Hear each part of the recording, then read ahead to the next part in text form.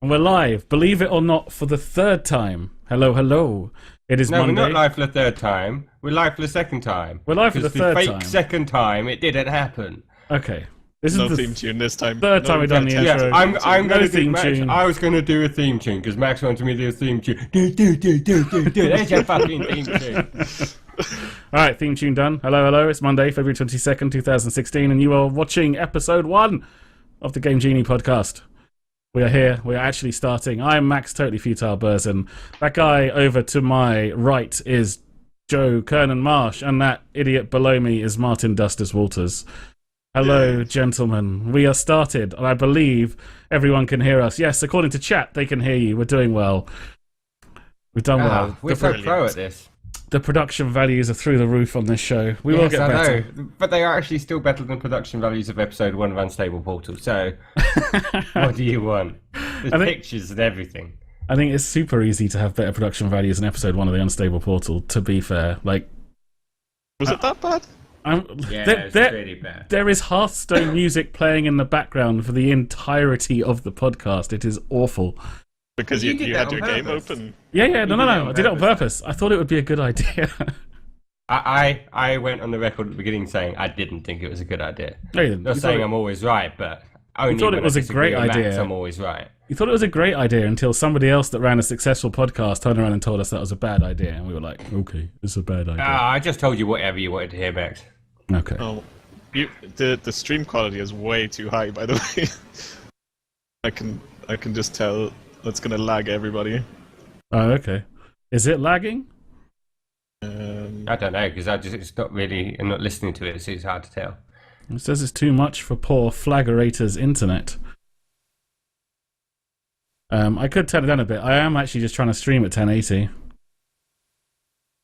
I'd stream at like, what's the one under 720?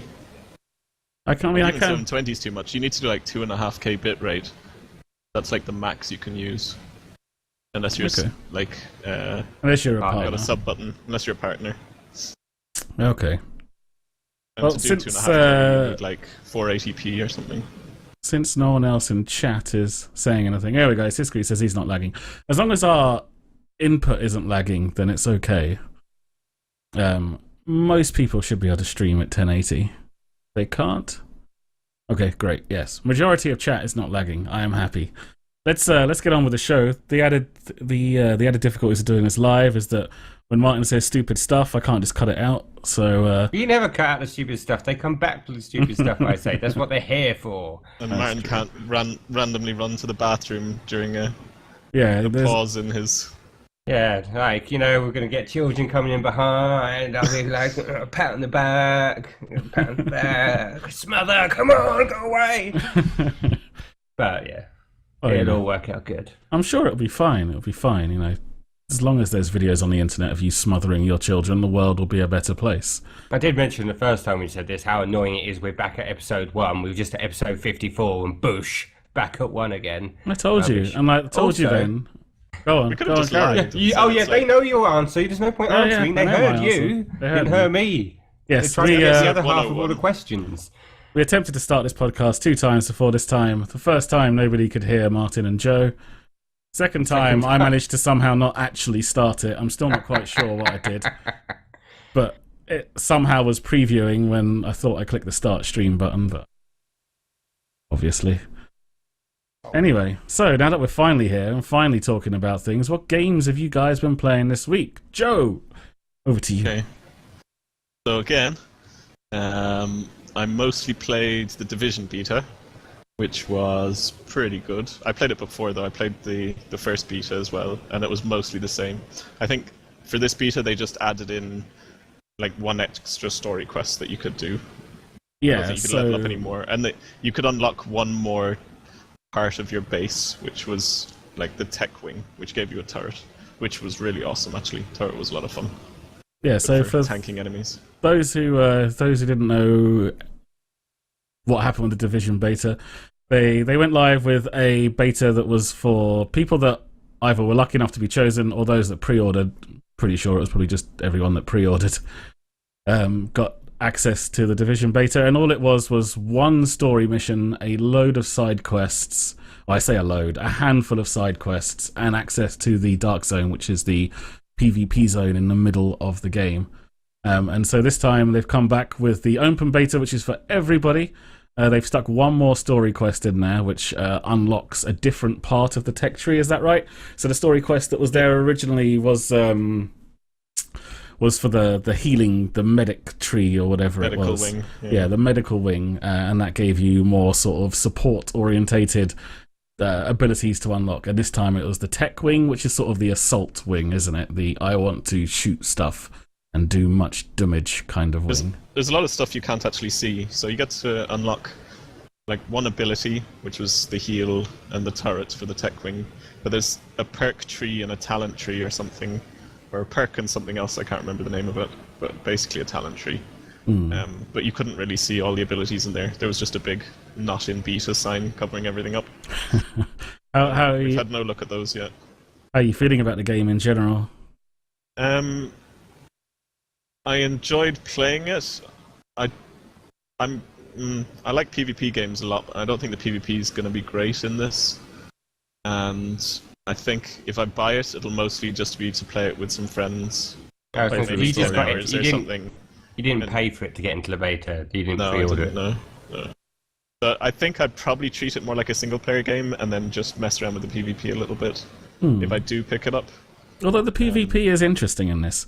So the way it works is you've got the Dark Zone, which is this PvP area in the middle, and you go in there, and it's kind of like a big PvE zone with just like much better loot. Except there's a twist. This Dark Zone is highly contaminated, and so you can't just run in there, collect loot, and take it out and use it. You for some reason have to put it on a special helicopter, which then decontaminates it, and that's how you get it. So you go in there, you do a load of PvE stuff. You kill lots of mobs, and they'll drop some really good loot, and then you have to go to these designated drop zones, where a helicopter will come, and it will sit there for what feels like forever, while you attach your stuff to it, and then it takes off. But the twist is that it is a PvP zone, so if anybody comes across you while you're running around in there, they can shoot you, they can kill you, but it will flag them as rogue. So if you are rogue and somebody attacks you, that then not only doesn't flag them as rogue, but also there are bounties, and the more rogue you go, the more sort of players you kill, the higher your bounty gets, until you end up on a manhunt. Is that right? When you have a manhunt, you show up as a blip on the minimap. Everyone in the area knows where you are, and they can all come and kill you, and they'll get a huge reward for killing you.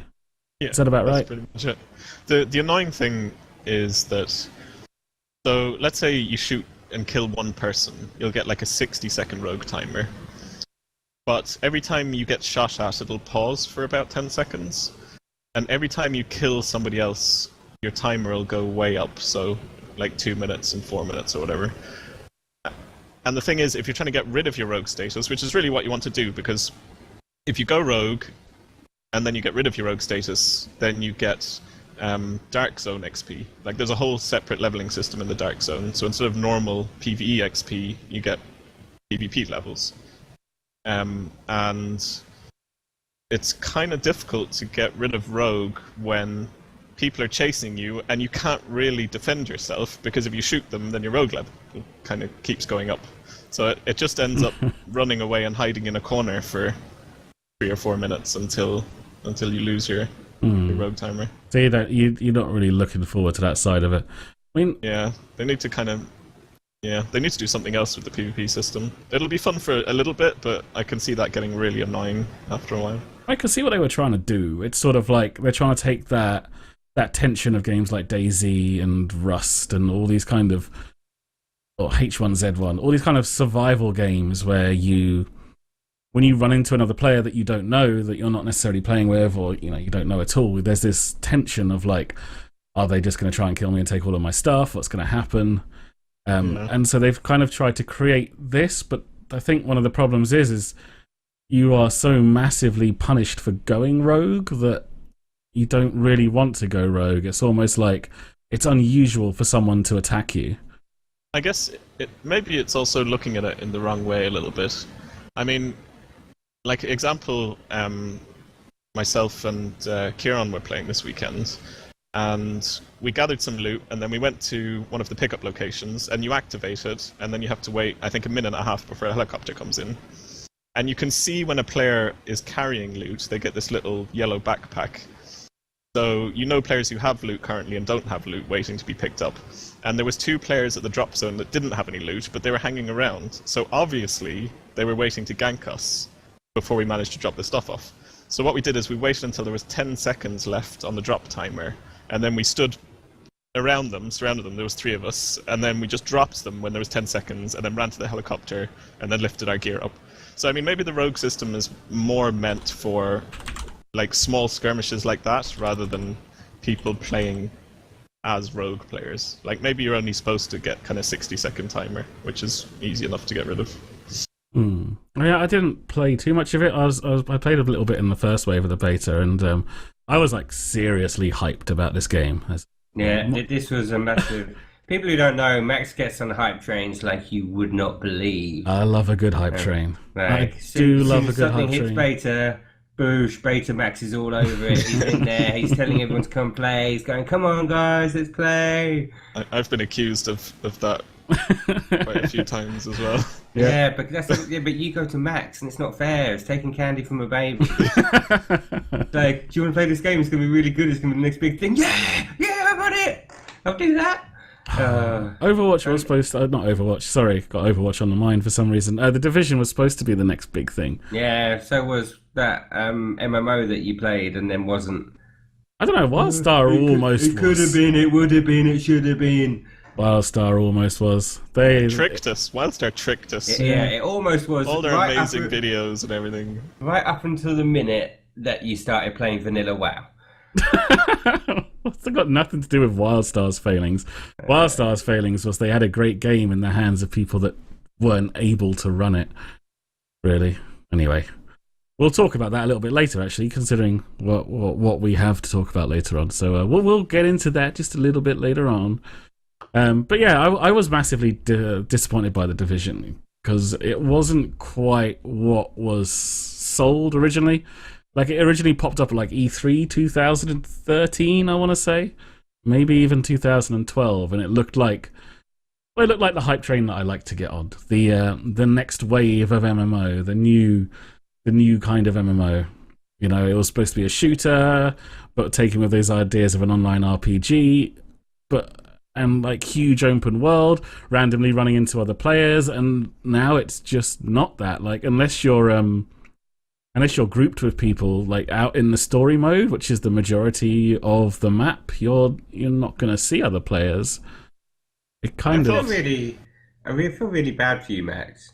It's like ages ago, Blizzard made an MMO called World of Warcraft, and you had the most fun ever. And now all these other developers dangle this little carrot in front of you. You go chasing after, and you can never get there. It will never be as good again.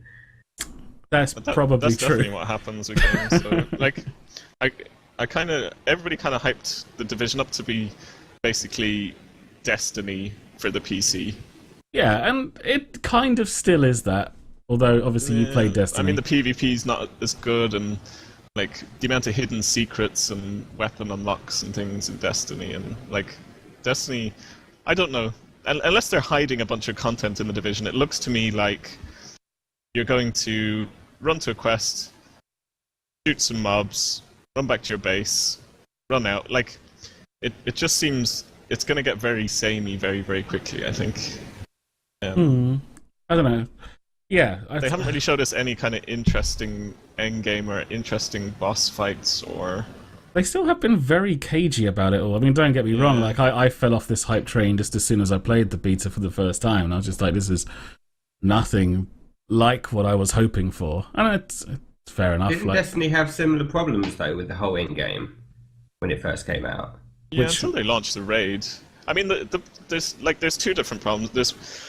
There's one where there's no content in-game, and then there's the one where it's a really good game, and there is in-game content, and the game is so good that the fans are so rabid that they just consume it within like 2 weeks, and then there's loads of moaning on the forums that there's no in-game content, when actually there is. It's just everybody just played the game 24/7, which is what happened with Destiny. There is an expectation from an online game, or especially a game that will brand itself an MMO, that there should be a ludicrous amount of in-game content.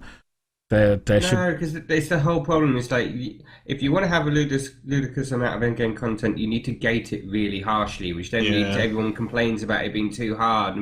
It's what WildStar did. They gated it really harshly, and then people complaining couldn't do it, having to do all the achievements and that. Yeah, I mean, they made a number of other mistakes. But this is the point. You can't have, if you have a load of content there that's accessible, that it only requires X amount of time to play it, and there are people who are willing to sit there playing X amount of hours to do it, just sitting there 24/7, then it's going to get done. They won't. How much do you put in? Because do you make it 200 hours worth of gameplay at end game to do it? Because someone who hasn't got a lot of time won't do that in a year, and someone who's got loads of time does that in a few weeks.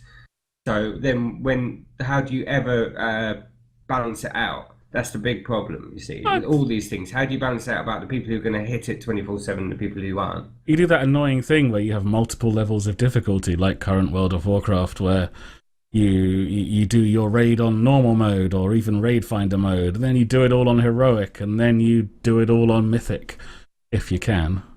And so you just end up grinding the same content over and over and over again, which obviously doesn't work. So I suppose... Well, yeah, it does for some people. Like, it depends what you want out of your end game. Like, there's still plenty of people that play Diablo because Blizzard still keep pumping a ridiculous amount of stuff into that game. And me some Diablo. And yeah, like, people still put hours and hours and hours into that. So, you know, your end game doesn't necessarily need to have a load of unique stuff. It just has to have some kind of continued progression system. No, it just needs people that it needs the company to know that when what they're making is the end product. What they're making here now, they're not just going to sit back and go, "Yeah, we did it." You need to already have been working on the next thing that you're bringing along to add on to it afterwards. I just think our expectations just get bigger and bigger and bigger, and they just get to a point where, like, it just. There's no reasonable way a game can actually meet those expectations. Yeah, it gets to the point where you end up going 11 years back in time and playing on a private vanilla World of Warcraft server. Like some of us have been doing for the last 2 weeks. Not this week, but like the week before. But sitting there playing vanilla WoW. It was fun for a little bit. It was like memories going back 10 years, but I haven't got enough time. I have a job and kids. There's your content. 14 days to level up to level 60. Yeah. Who needs endgame content when it takes you like that long to get to max level? How was it? You've got 2 days worth of play? That's like 48 hours worth you've got in max, and level 20-ish? Yeah, something like that. Well, 30, but yeah. 30-ish, yeah. But yeah, like I say, we're going to talk about MMOs in a bit more detail a little bit later on, so I don't want to get too bulked down into that right now. Joe, what else have you been playing? You've been playing a lot of Diablo, I see, on my Battle.net client. A lot of Diablo. Pretty much every time I'm like, "Hey Joe, want to play some Overwatch?" Which of course we'll talk about in a moment. Joe's playing Diablo. Tell me grinding Diablo, those greater rifts. Tell me Diablo, because I love Blizzard games, but I've never played Diablo, and I've often thought maybe I should do that. That sounds like something that I'd do. I did play it with the open beta with Max and Al a little bit, when like the sort of weekends they had. But I think now maybe... It's a lot better now, that's for sure. Way better. It's just... I don't know, it's hard to sell it to somebody else, but for me, it's just something that is always there, and I always enjoy, and it's kind of just a grinding... You can almost say, like, some sort of meditation where I don't have to think too hard about what I'm doing, but also there's so many mechanics and things around each character and builds and stuff to think about outside the game as well. You know what I mean? And then reading about it on the forums and come out with builds that you're going to try when you get home. It's just something that keeps my brain kind of busy, I guess, is what I like about it. And then when I'm playing it, it's kind of relaxing. And then there's always a goal, whether it's like get your gems up to a certain level or getting the next greater rift level, doing the achievements. How much do you need to play it? How long does it take? Like each time you pop in, like how much do you have to be playing it for? An hour to make it worthwhile? there's no, you can play any amount of time. Like, there's no real, like, end point. I find it You know really what I mean? confusing. So- Isn't it like a multiplayer game that's also a single player game, but people come in and play multiplayer, or do you have to do that? I just play it single player, pretty much entirely. You Is can it play with stale? four. Is You it can play in stale, four that? person groups. Yeah, I play exclusively multiplayer. I never ever play Diablo on my own. I've never done it. For me, it's kind of like it's a fun game. For me, Diablo shines in its leveling experience. It's a game where the story mode is interesting. You've got some cool cutscenes. You know what Blizzard are like with their cutscenes. They're incredible. And Diablo's got this cool heaven and hell kind of story. And so playing through the actual story mode is a lot of good fun, and I really enjoyed that. And also, the bosses in the story mode kind of have mechanics. They're not uber complicated, but they're very... they do certain things that you kind of that are unique to that boss, which are quite interesting. Whereas when you get to the max levels and you start grinding out the rifts, the rift boss, what's it called, Joe? The Rift Guardian, that's the one. Mm-hmm. Generally, your goal is to grind out of a rift until you kill enough stuff that the Rift Guardian gets annoyed that you're killing all of his stuff, and he comes out to try and kill you himself. Does he come out like a few times beforehand and go like, seriously, if you don't stop this, I will come out in a minute. I'm really busy in a minute, but I will come in a You minute. won't stop wrecking my dungeon. Yeah, and what they've tried to do is they've tried to kind of make it so that he has mechanics that are randomly generated. So there'll be a set of abilities that he or she, I don't know, sometimes there are female Rift Guardians there as well. Like, they will have a set of abilities. Like, some of them will create walls and they'll kind of trap you in a place, or there'll be these lightning things on the ground that you have to not stand on, or these laser beams that you have to dodge, and all this different kind of stuff. But I don't know, I find that it's not that interesting compared to the actual mechanics of, say, Asmodan or something like that, or the Butcher, where you've actually kind of got he does these cool hooks, and it's all a lot more polished. I don't know, Joe, do you know what I mean? Yeah, like, you're never gonna get kind of super cool boss fights in it. I mean, there's a few that are okay, but it's more like the combat just feels so good all the time. And like I said, there's just so much to do and different builds to try out, and then you have to get the right drops for those builds, and there's just always improvements and stuff that you can make. It's just, I guess, I just really like grinding. I like grinding games, and I'm happy to admit that. And Diablo kind of scratches that itch that I have of just... I can see why Diablo appeals, because I know that mindset where I've come home from a long day and I'm absolutely knackered and I don't want to have to think about something, but I'm not the kind of person that will just veg out and watch telly. I still want to be playing some kind of a game, but I don't necessarily want some uber high challenge. I'd go and level a character in World of Warcraft. It's the same thing. It's not. It's kind of the same thing, really. It's not really hard. But go on. When I was like, this is years ago, playing Gran Turismo 2 or 3 or something like that, probably when I was about 17, 18, and I'd just sit there, you're doing the endurance races that sort of take an hour to do, and I knew these tracks so well that I'd just sit there doing it. I wouldn't even have to think about it and do that. And you kind of just start going, so what am I going to do tomorrow? Yeah, I'm going to go down the shops. Oh yeah, no, I've got to meet him. And then you go, oh, I've done 3 laps and I'm still in the lead. I didn't even know, just completely like autopilot. But it was nice. It was relaxing. Yeah, it's an enjoyable grind. It's something that you kind of do that it's past the time. It relaxes you. It chills you out. I do get that. This kind of brings me into the other game that I played this weekend, actually, nicely, and that's Black Desert Online. Loving the segue. Carry on.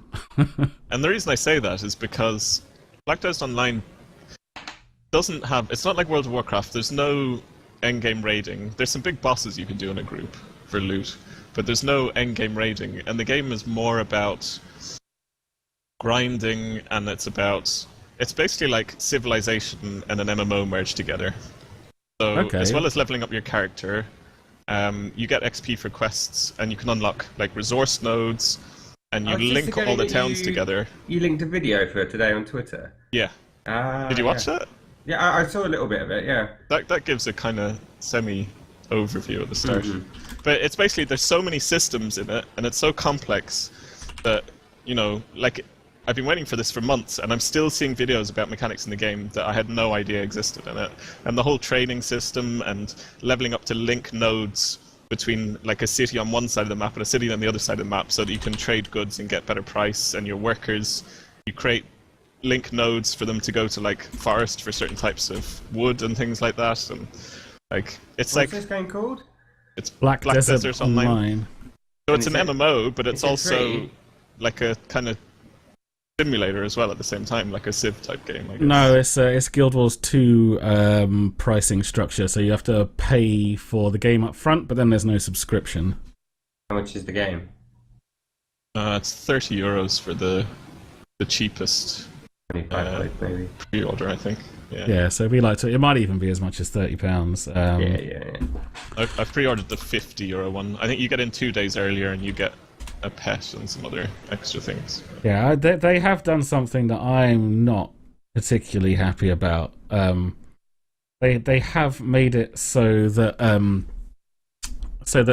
depending on which pre-order pack you get depends on how big a head start you get. Yeah. Which I think is ridiculous. And obviously people may even buy the biggest one, because it is like their proper collector's edition. I'm just trying to find that €100 out for now. the biggest one. I wonder if they put out one that was like €1,000, you get to keep all your progression that you did in the beta. Like, would people pay it? There'd Probably. be a couple of rich guys that would. Yeah, I'm sure. probably. It's €99, and it's, I think, 96 hours head start. And then obviously you get some costumes, and then an extra character slot than the previous one. I don't know. There's a whole list of kind of extra bits. Yeah, that little thing. Yeah, because for me, like, I pretty much the only reason I'll ever pre-order an MMO is so that it's for early access, and it seems a bit unfair that if someone wants to pay for that £100 price tag or €100 price tag, whatever it is in pounds, I'm not sure, but yeah, it seems unfair that they get a massive head start. Like, but MMOs, like, they're a marathon and not a sprint, really. Like, I'm at that stage now where I used to be like that. Oh my god, get on day one, you know. And the problem is, you get in day one, and then you're trying to keep up with everybody. And I found now it actually makes the game less enjoyable. I almost prefer to start a bit after the rush, because I don't feel like I need to keep up with like the top levelers and things like that anymore. I mean, once everybody's already done it, then I'm like, alright, I can just relax. I'll get there on my own speed, rather than trying to... I don't know, with Black Desert it might be different. Like you said, there is no necessary like end-game raid content or anything like that. But one of the big things that happened when Warlords of Draenor came out, I got really annoyed with the game, because it was so like, well, we're on one of the busiest servers, like, unfortunately, like one of the most popular European servers, and it was really, really hard to get in, and when you did get in, it was really laggy. But there was a load of guys that were in the Cynical Guild that had taken some time off work. I hadn't taken any time off work, so I wasn't that bothered about the launch. But one of the best things about, say, World of Warcraft is getting to the max level early with a bunch of guys and doing all the dungeons and doing all the stuff for the first time before everybody's figured out exactly how to do it, and getting in there and actually getting to experience it completely fresh with no idea of exactly what's going to happen. And I love that. I love being there. You AoE everything. No, that's true. That's how I remember Wrath of the Lich King. Yeah. Pretty much every expansion in WoW, that's what I've done. I Yeah, guess. you get up there as quickly as you can with a bunch of guys, and then you get in there and you get to do it all before... Like, because even though you can say, like, just ignore what's on Wowhead or ignore what's on the websites, don't bother looking up, don't ruin it for yourself. But unless you've got at least 5 other guys that are willing to do that with you, then great. If you've got that, then amazing, you can still do it. Otherwise, you kind of need to get up there quickly and just put yourself in the position where nobody can possibly know how to do it all. So, I don't know, the idea that you'd have to pay more to have that experience seems a little bit harsh, even to the point... But that experience isn't in Black Desert, I guess. Yeah, I mean, you did say it is different, but it's just the only advantage idea... is kind of PvP stuff, which does kind of suck. But, I mean, that gap is just going to not be there for very long, even if you start kind of a week later.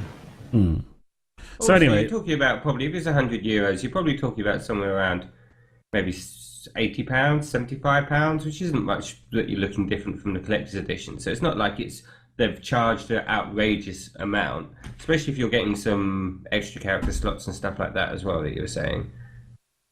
Yeah, value-wise, it's probably worth it if you're okay spending that much in terms of cash shop value. But I guess that's another discussion on. Yeah, that's different. Yeah, I'm sure you're not just spending. I'm sure it's not costing you €100 just to get in the game a day earlier than everybody else that's pre-ordering, or 2 days earlier.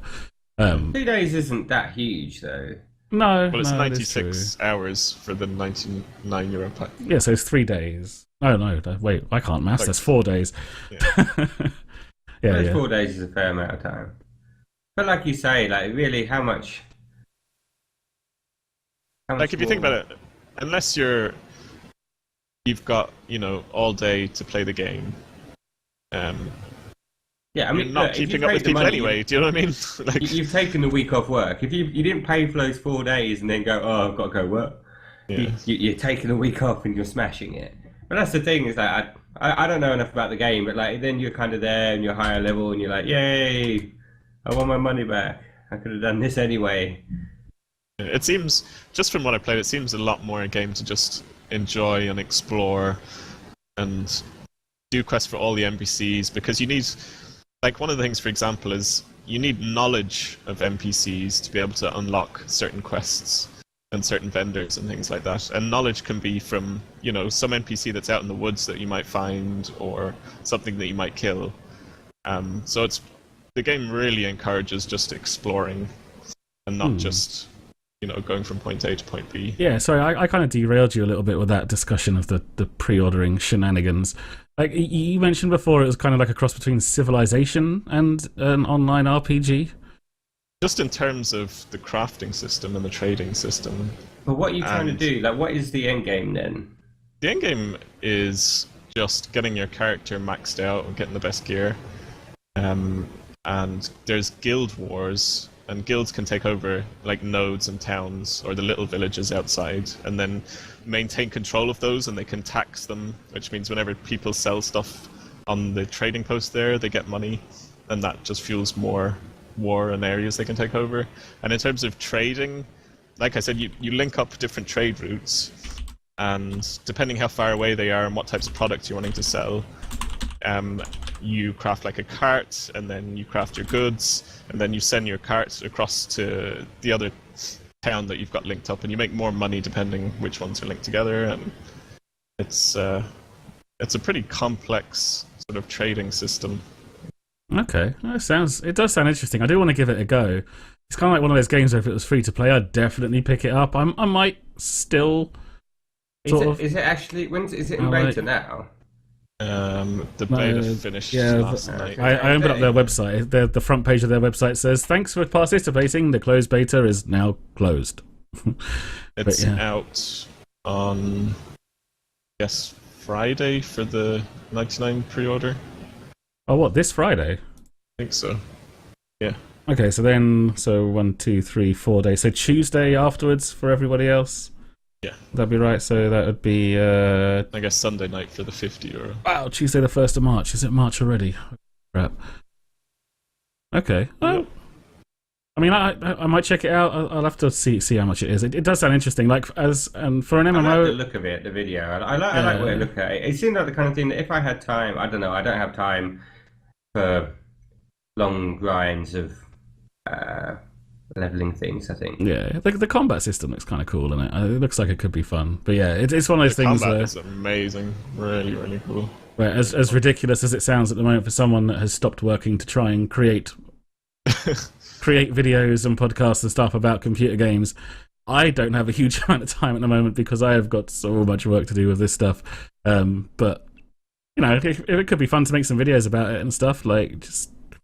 The cool thing is, the one thing I'll say about that, like I don't know if anybody played Ultima Online, it's very similar to Ultima Online in terms of not having a real end game, but having so many. It's like a sandbox MMO, I guess, rather than kind of a theme park MMO. Is the way I describe it. Which is kind of funny. like just something. I was watching Kungam playing Black Desert the other day, and he was talking about Blade and Soul. I don't know, his chat brought it up, and we're like, oh, what do you think of Blade and Soul? And he made a really good point about that game. Like, it's such a theme park that it's literally.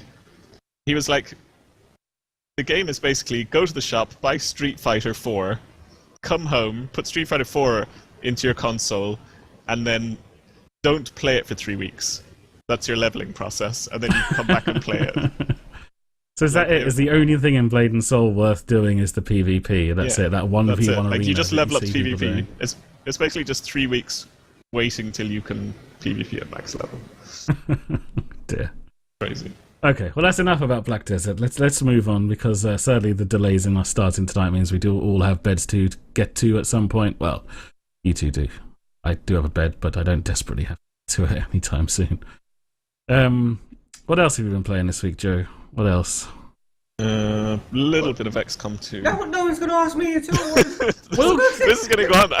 I played a lot this week. So. Everything. We'll get to you, Martin. Like, I didn't think this was going to be a round robin thing. I thought it was going to be we'll talk to Joe, find out what he's been doing. You know how we normally go, oh, that beginning bit when we do that in the Unstable Portal, that lasts like 10 minutes. Like, if we do it about like 20 games each, it will it's longer than the whole show.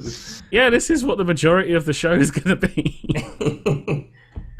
We've got all that other good stuff to talk about. I know. We've only been going half an hour. It just feels like longer because it has been longer. All right, I'll tell you what, Joe. We'll come back to XCOM with you, because I think Martin's also been playing some XCOM. We'll give Martin a turn then. But maybe not the same XCOM you have. Go on, Martin. Go on. What have you been playing? Go on. I played a bit of Hearthstone or something, whatever. Yeah, we do have a rule of no Hearthstone on this podcast. If you want to listen to us talk about Hearthstone, we have a podcast for that. It's called The Unstable Portal, every Thursday. Anyway, carry on, Martin. I don't know. I played some Rocket League. I don't feel involved anymore. I want to hear about this one too. No, go on. All right, Rocket League.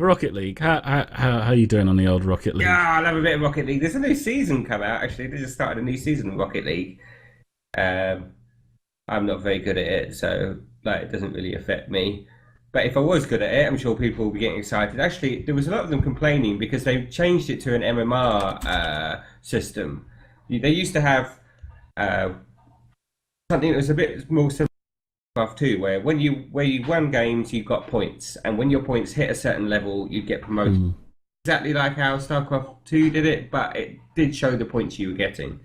So once you got to the top of this, the points, you'd go up to the next level, and then the next level, and the next level, and the next level. Whereas now it's just a hidden MMR that they've got going on, which they don't really like. People complaining, how many points have I got? The same thing that always happens when there's a hidden MMR. I remember it happened in League of Legends when they did it and that. Yes, you know, you're right, Octar. So this week, I was sitting there. Yesterday, Abby was like, "Look, do you mind going upstairs? I just want a bit of chill out space. She's got a bit of stress at work." I was like, "Okay, I'll go upstairs." So I went upstairs. I thought it's okay. Got the tablet. I played a bit of Hearthstone. I thought, what should I play? And I thought, Tempo Mage. And I was like, yes. And I thought, I'm not going to make this on a tablet. It's well annoying making decks on a tablet. And then I forgot about it when afterwards. So oh god damn it, Tasco! It's hard enough to get into focus at the best of times. It's probably my fault. I think I didn't actually send you the list that I was using, maybe. Well, yeah, you didn't do that either. So, I mean, yeah, completely. Tweet it to me. Oh, all right. Back to Rocket League. Come on, focus. Stay on target. You can do it. It's got about Rocket League. Why is it fun? Yeah, I've been playing it, been streaming it. You can check it out. It'll be here. You see me getting super excited. Max does love listening to me play a bit of Rocket League. I do really like watching you play Rocket League. Martin does stream it here, right here on this channel. So follow to get the alerts of when he goes live. It is a lot of fun to watch because he gets very animated, very excited. Does love a bit of Rocket League. I'm always fairly animated. See, when I'm, once you get me going. See, I was being nice and respectful. First episode, I was like, I let Joe have a bit of a talk, no interrupting going on. And I thought I'd just sit here. And, but yeah, once I get going, And once you get me going on Rocket League, get one of these out. Yeah, you're glow in the dark. Like that. Pad. A lot of that goes on. That's how I generally roll with Rocket League. So, what league are you in then? Oh, like Bronze League, I think I'm in the league below Bronze League. They created a league where they do a little star and they go, "You're really good, but you haven't quite got a league yet." And you're like, yeah, but I've got a star, so I'm probably actually better than everyone. It's probably Masters League or something, but I don't want to tell the others because they're so noob. But yeah, I'm really bad at Rocket League. Not really bad. That's unfair. I can hit the ball. I played with some other people who are really bad at it this week. You score some goals. Like I watch you score goals. You even do things like not chase the ball and get into positions and then score goals because of it. I've seen it happen. Yeah, it can happen. I need to learn how to fly. That's, I think, the key to actually getting better. Like, it's all about the physics in that game. Learning, the kind of speeds that you need to go at, and flying is obviously where you flip up and you kind of float through the air and do your little flips and that. But you need to. It's the whole, what's it called? That maths term where it's like angles and all that going on. Geometry, that's the one. It's all about geometry. If I was better at that, if I had time to pause it, like it's a one-player game, pause it, get my projector out to see where I was going, then I'd be pretty good at it. But they don't let me do that, so it's really annoying. Oh, I have seen a lot of clips. I haven't actually picked up the game myself. I keep meaning to, but getting distracted by other stuff. But I've seen a lot of clips on Reddit of like amazing last-minute goals or. Max showed. Really cool. I had a video where he was going. We had someone who was watching the stream recently going, "Oh, this doesn't look like there's any skill involved." No, that's just because you're watching me. If you're watching someone good at it, you see there is. Literally, you're watching the equivalent. There's a game that can be played at the Premiership level, but you're just watching 16 school kids chase after one ball. Like none of them. They're all playing football and they're all just running around. There's no spreading out. There's no tactics. It's just get the fucking ball. Get it. Yes, I hit it. Win. That's all anyone wants to do at the low level. But when you see the videos of them where they're flying through and flipping and like dribbling and everything like that, you go, how do they do that? Oh, I don't want to learn. I just want to hit the ball. Yes, scored a goal, winning. Yeah, well, you are so animated when you play it. You actually make me want to play it. So I will come on board next time that game's in a Steam sale. I will be grabbing it, and I'll be coming in for some Rocket League because it does look insanely fun. It is fun. Next time Overwatch is in maintenance. Yes, next time Overwatch is maintenance. We haven't quite got to Overwatch yet. Maybe we should talk a little bit about Overwatch because I don't have it. All the more reason to talk about a little bit about the Holy Overwatch. Grail FPS. Overwatch. Now you're putting out all these videos of it, and they're like because they're little beginner guides ones. I kind of watch them, and I'm like, oh, I understand now. I can't play it. Yeah, because I let you play a little bit of Overwatch on my computer. Well, they had the open weekend as well, didn't they? Yeah. Stop and you ruining terms of service on. Oh God, no! I never played on your account. Shut up, man. I said on my computer. I suppose it was obviously on my account because it was on my computer. But whatever. I let you have a little bit of a go because you wanted to check it out. And yes, there was the beta weekend as well. And you weren't that sold on it. Are you telling me my little? Well, no, it's not that I'm not. My little videos are making a difference. I'm not a FPS kind of guy. I don't mind FPSs, but I'm not great at them. So I'm not great at games in general. It turns out. But no, Joe's the only one here that's actually good at computer games. Me and you ride along on his coattails. Like that's it. We get carried. No, I'm okay at computer games where I'm allowed as much thinking time as I can as possible. Yeah, that is true. You are actually good at Hearthstone. It's just because. No, just things like anything like Blood Bowl or probably like even a bit of XCOM or stuff where it's like I can sit there and I can plan, I can work out fine. So where I've got to have twitch reactions and muscle memory, none of that. Can't do any of that. But that's just a case of, like you said, it's muscle memory, and it's just muscle memory from playing other FPS games is the only reason why, like myself or Max might start out in Overwatch and be a little bit better than you. Martin's. So it's only a matter of time. Do you know what I mean? It's not capability. I do improve. Like when I play FPSs, I do watch myself slowly get better. but I get better at such a slower rate than like people like Max and Al and other people like you and everyone I play with have played so many FPSs. They're really good at them, like so much quicker. And then I'm like, see, I'm actually like, if you talk about sort of the memory, the muscle memory, things like that, things like StarCraft, I played a lot of RTS. I played like Red Alerts and Original StarCraft, or that kind of thing. That I can play them and I can pick them up and I can be quite good at them. They're the kind of middle ground for me, require me to think on the fly but not too quickly, and then make some quick decisions, that kind of stuff. But I need to play the game and get into it. My main problem playing the Overwatch beta when I was playing it before was that with only the two game modes that they had at the time, neither of them being my kind of favourite types of game modes, I wasn't enjoying it as much. I think those game modes. You have some new ones in there now, so that's another reason I want to get in there. The more that gets added, the more I'm interested. Like the final product, I think I will be very interested in. If I would actually probably buy, like if they did the thing where if I could buy the game and get added into the beta one, like from buying it, then I would probably do that now. Yeah, I think everybody would do that. A lot of people say that. Well, no, I don't think I would have done before. Oh, okay. I was going to say that. I know lots and lots of people would have done, but for me, I wouldn't have done it before. But now I think I'm at the point where I might do. Okay. If it was actually an option, which it's not. Because after watching Max's videos. Yeah, but it did, because it's like there's little things. So people who don't play a lot of FPSs don't really think about why things work or how things work. Like they did actually help me. I was like, oh, that's what that guy's trying to do. Oh, makes sense now. Oh. The thing is, it is a very interesting game. Obviously, it's one of a few waves of these games. There's Battleborn, there's Paladins, and there's probably some other ones that I'm not thinking of that are coming out in the very near future. I mean, Overwatch, to me, is clearly the best. I mean, it's made by Blizzard, and as we have already admitted, we are all massive Blizzard fanboys, but we're Blizzard fanboys because their games are so ludicrously polished. Like, they are just such a high quality, and they've not in a long time made a bad game. I can't think of a bad Blizzard game, to be honest, but there may have been one in the times before sort of StarCraft and Warcraft 3. But anyway, I am dribbling on. They made that dwarf game. You remember those three dwarf games? Lost Vikings, that was awesome.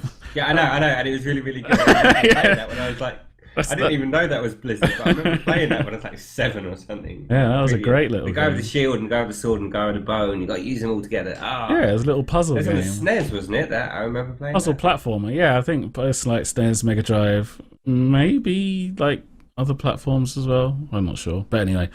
So there's a new wave of these games coming, and they seem to be combining the idea of ability-based heroes, which probably mostly is coming from League of Legends, Dota, Heroes of the Storm, these kinds of MOBAs as they're called, although I do hate that term, multiplayer online battle arena. That describes every player versus player game ever, surely. No? Oh well. No, because not all of them are a battle inside of arenas. Some of them are inside of a dark zone or something, I don't know. Why isn't the dark zone an arena? Literally just a term coined by LoL, because they weren't allowed to call it a Dota style game.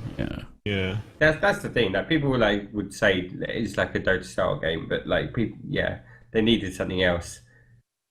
Yeah, but anyway, so we've got this new wave of games that seem to be coming out, and you are right that people that play FPSs are going to understand things a lot more, but it isn't as straightforward as, say, Counter-Strike. I mean, not that Counter-Strike is a straightforward game for anyone that's really into it. I do understand there's an economy and there's a whole system in place and there is complexities there. But what I mean is there's more just to think about the fact that that person is going to be there with that gun. It's like they're going to be there with ability X, Y, and Z, and it's going to be able to do all these things. So when you are in those twitch quick thinking moments, there's actually now so much more to think about. So actually, for someone that's not necessarily played a lot of SPSs and finds them daunting on their own, having all this other stuff in there as well has got to be kind of difficult to get your head around.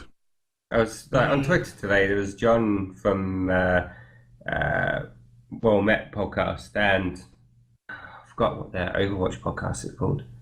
The Payload. Payload, that's the one. Yeah, and Rob from Venom's Chosen. They were talking about how there's the professional teams now, or the professional teams, like the best teams, are using 2 tank heroes, and one of them's kind of a main tank, one of them's kind of an off tank, and they were talking about the different which ones are the better, as the main tank kind of guy and then the off tank kind of guy. And these kind of things are quite interesting because it's kind of mixing up that the whole kind of similar, like you're saying, to MOBAs, like to things like League of Legends, but also. But obviously keeping it different, like kind of merging a load of different types of games together. Yeah, it's kind of cool. And another thing that I found with Overwatch specifically, even with people that have played it, is for an FPS to get around the idea of that person is playing that character and I'm playing this character or this hero. They're called heroes. I'm playing Hero X and they're playing Hero Y, and actually that means that they're probably going to get the better of me in a 1v1. And I found quite a few people straight away, they've not liked it because they felt that the character that they like to play, like they'll have one character, it's like, that's my guy, I really like this guy. And then there'll be one or two people on the other team playing characters that counter them, playing heroes that counter them in some way. And they think it's really unfair, and so therefore they don't like the game, and it's like, oh, this game's rubbish. It's like, I just want to play this guy, I can't play this guy because he's shit. And it's like, well, actually, that character's really good at doing what he's designed to do. It's just they've got some people on their side that are countering what he's doing right now. However, we're still winning the game because the rest of our team isn't really based around countering what you're doing, so it's all good. And it's all got this very, very dynamic kind of keep shifting things around.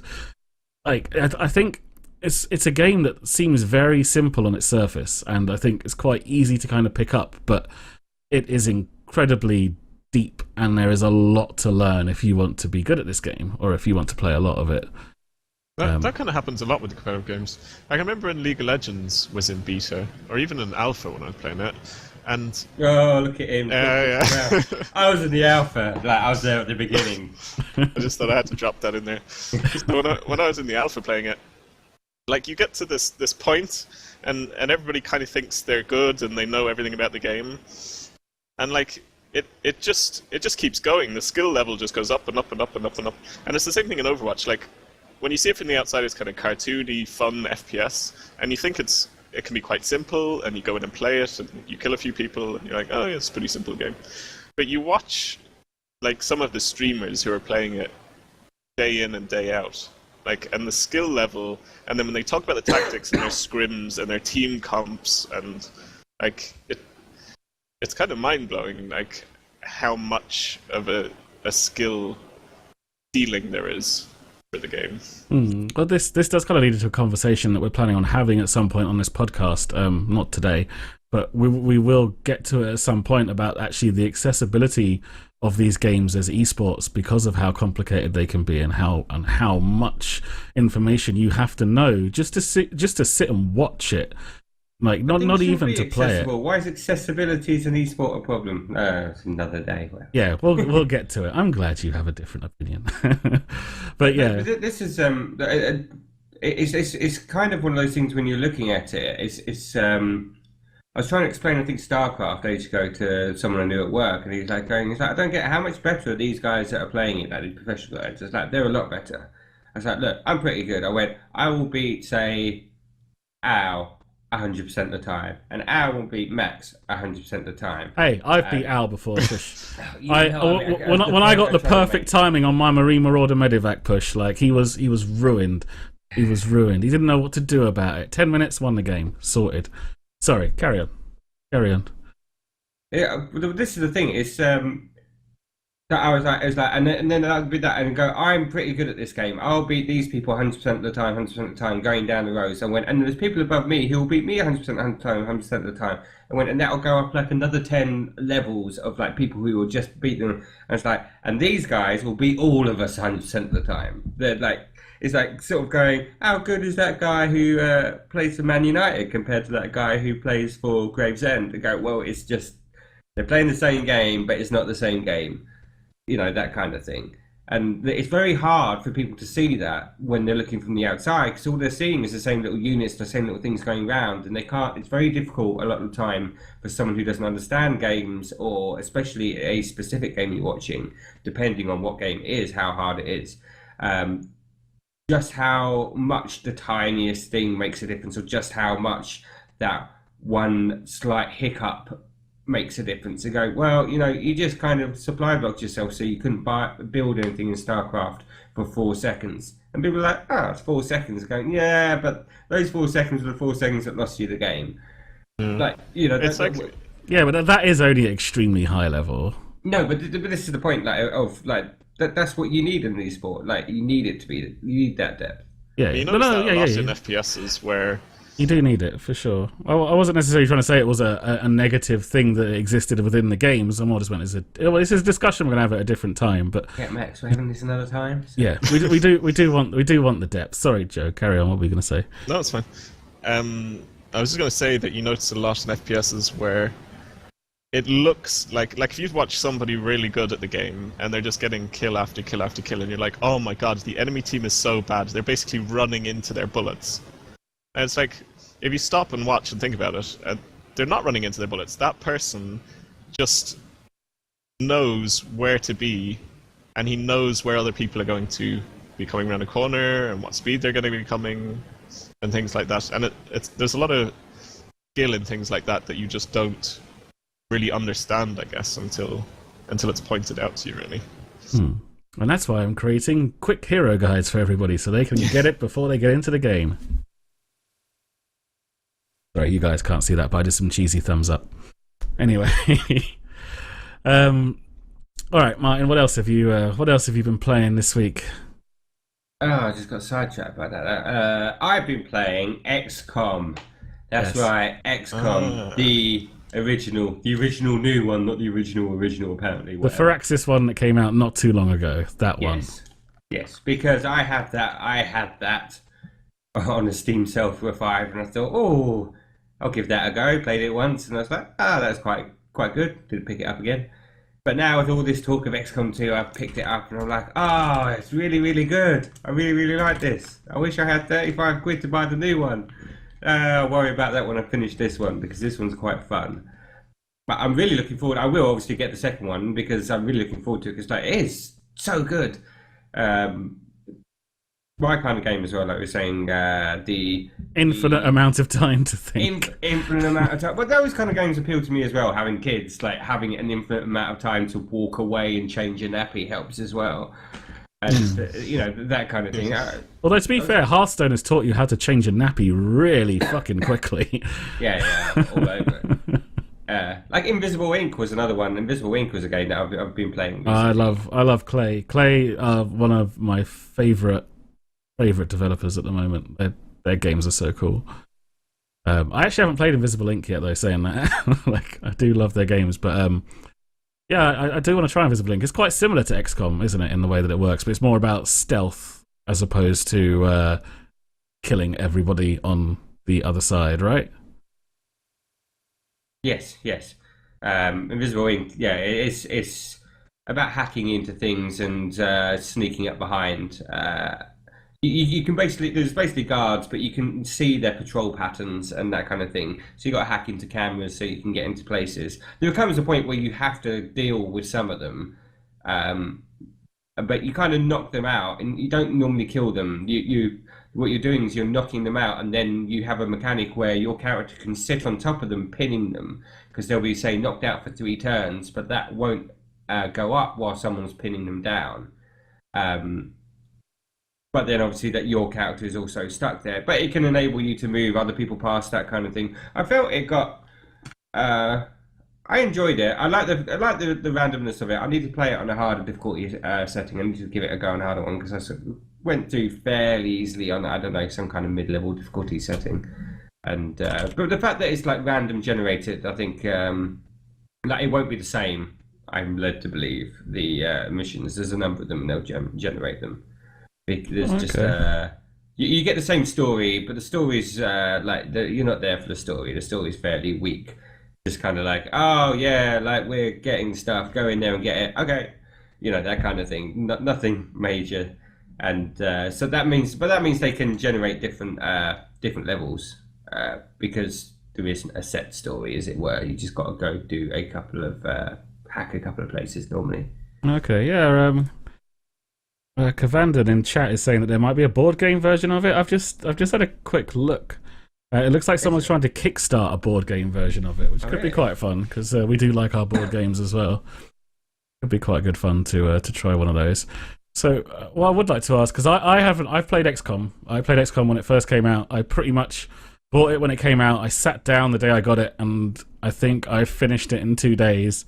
No, you didn't. You were there for weeks playing with it. No one would play any games with me because I couldn't afford XCOM and you all could. And I had to sit there, listen to you lot talk about, I don't know, guys. I've got a 64% chance to hit it.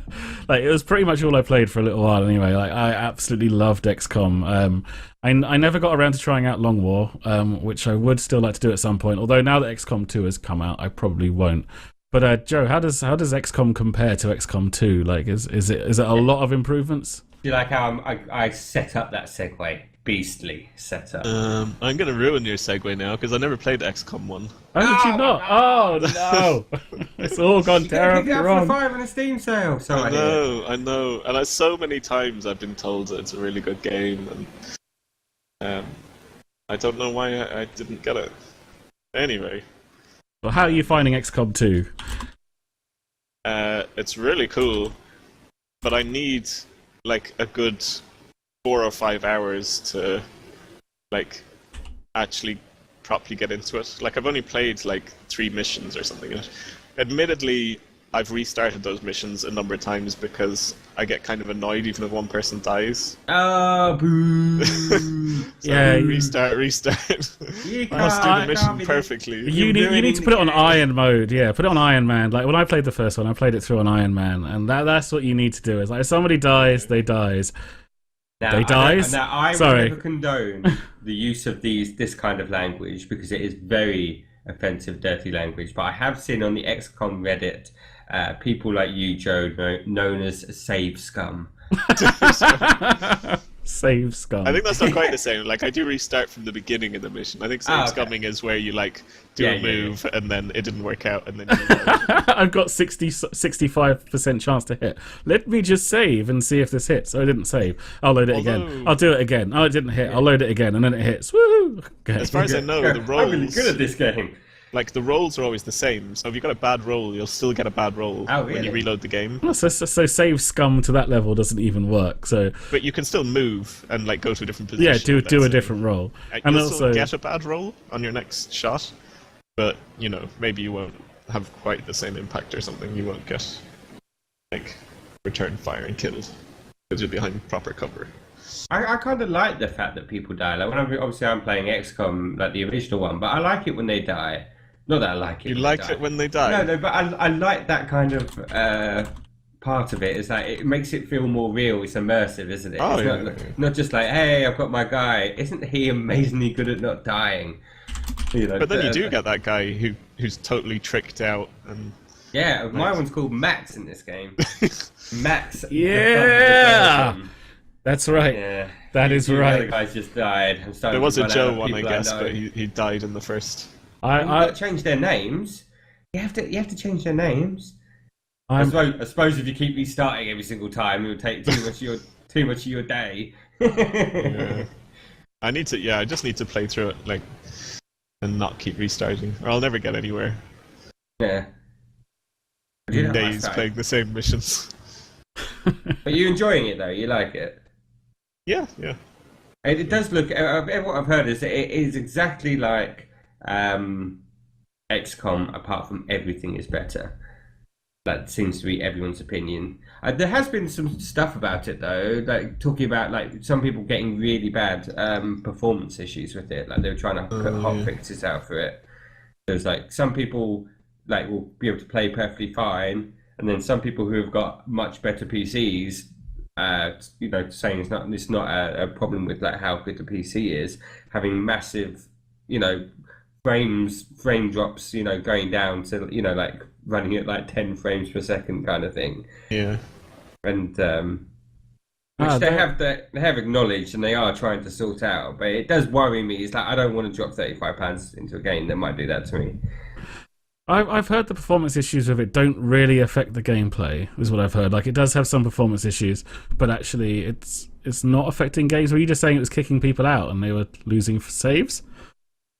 I didn't say that. Oh, sorry. What were you saying happened? I was a little bit distracted because there is actually an XCOM board game. Yeah. Which is what Kavandin actually meant, not Invisible Ink. Although there is somebody trying to kickstart an Invisible Ink board game, which does actually sound quite cool too. Well, I'm going to try and kickstart a Rocket League one. Rocket League board game. Yeah, everyone give me money, and I'm going to come up with two micro machines and a ping pong ball. Is this like Sabutio, but with cars? Yeah, Sabutio with cars. There we go. Joe's just done it all for you. Somewhere. They're all over there. Joe's done it. Right, that's it. Micro machines and a Sabutio cloth. What can I use as the pitch? What can I use? A Sabutio cloth. No, it needs to be a dome because they can drive all the way up and round. It needs to be something good. Well, this is why I need your money. I've got the ping pong ball. I've got the micro machines. I need a dome. So send all your money to, I don't know. I don't have a place to send it to me. Write your name on a stamped addressed envelope, and I'll send you some ping pong balls and micro machines. Brilliant. I'm so glad. I'm so glad that is all sorted out then. But yeah, there is an XCOM board game. That sounds familiar as well. I think I might have been aware of that at some point. It does sound familiar at the back of my mind. But yeah, I am looking at it right now. Oh, did Top Gear already do that? Oh. Top Gear already done Sabutio with micro machines. Top Gear, but they don't even exist anymore. Oh my god. What are you talking about? They still exist. They're just going to be presented with Chris Evans and Matt LeBlanc. Yeah, I'm going to see that. Oh my guy. god, Matt LeBlanc. Why? I don't know. We're not a Top Gear podcast. After watching episodes, I've got newfound respect for Matt LeBlanc. He was really good in episodes. After watching what? Episodes. It's a sitcom about two British TV writers that end up going across to America to make their award-winning show in America, and it's all about how the American TV network guts their show and basically just turns it into a generic sitcom. And Matt LeBlanc had his most challenging role yet. Yes, he played a show about sandwiches or something. No, he played a personified version of himself. That was just ridiculously bad. Anyway, on with computer games. Hey, I like Matt LeBlanc. All right, it's worth talking about. Sorry. Anyway, what were you saying about computer games? Apparently, we were talking about them. Come to frame rates dropping. Oh, frame rate dropping in XCOM. Oh, okay. So like frame rate drops in a turn-based game. Like, what does it matter? Well, I don't know. Like, if I paid £35 for a game, I want to watch the cutscenes. I want to watch the things without it fucking dropping and doing that and looking horrible on my computer. Yeah, but a couple of frames dropping isn't that big a deal. No, you talk about going to like 10 frames a second. Oh, okay, that is a big.